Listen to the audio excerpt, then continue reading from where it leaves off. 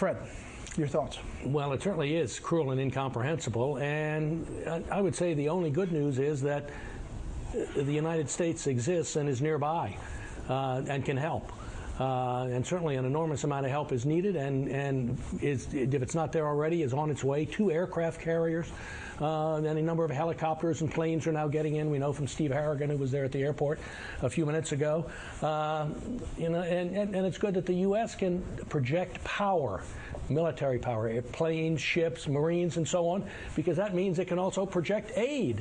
And this is what the U.S. did in 2004 with the tsunami in Asia, which also killed an enormous amount of people, something like 300,000 people.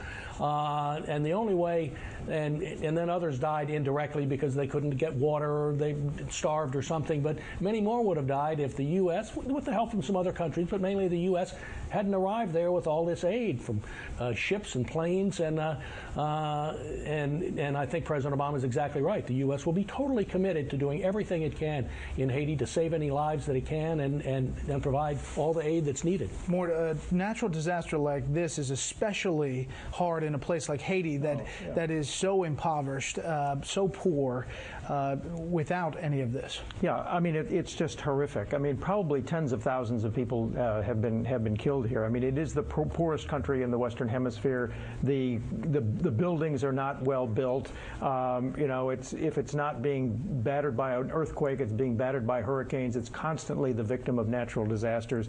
It's been victimized by its own governments over generations and generations. It is, as close to a godforsaken place as you can imagine. And and Fred's right. I mean, this is an opportunity for the United States to demonstrate what it can really do well, and that is rescue, because we've got power. And in a way, it can, in a gruesome way, it can be a kind of a fire drill for our own emergency preparedness operations, because you never know when there's going to be a Katrina or even an earthquake in California, for heaven's sakes. And this is an opportunity for us to exercise, if you like. Mort's right. I mean, Haiti is the Job of the New World. It's not only that it's the poorest of all the countries in the Americas, but it's the most ill-governed and the most miserable, literally.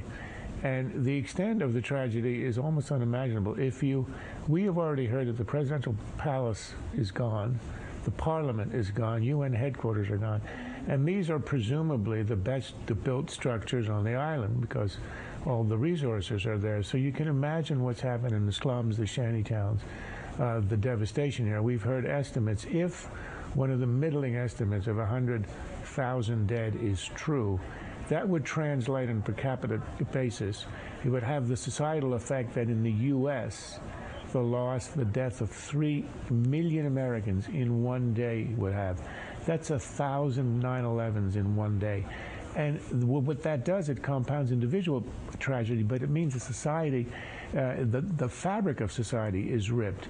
Its institutions, its infrastructure is so destroyed with the people that the long-range rebuilding becomes almost impossible, especially in a country that has so little infrastructure and is so dysfunctional normally like Haiti. I did a series of reports in Port-au-Prince in 1999 about millions of dollars that were unaccounted for U.S. aid. This recovery effort, rescue effort, is going to be tough to launch in a place like Haiti. Well, Haiti, and it's because it's had such corrupt politics, including with President Aristide, who was reinstalled by President Clinton and was not only crooked but crazy. One of the things that we see, though, about the Haitians is when they come to the United States, to a free country, they do extraordinarily well. They work hard, they prosper, and that could happen in Haiti without this horrific corrupt government tradition.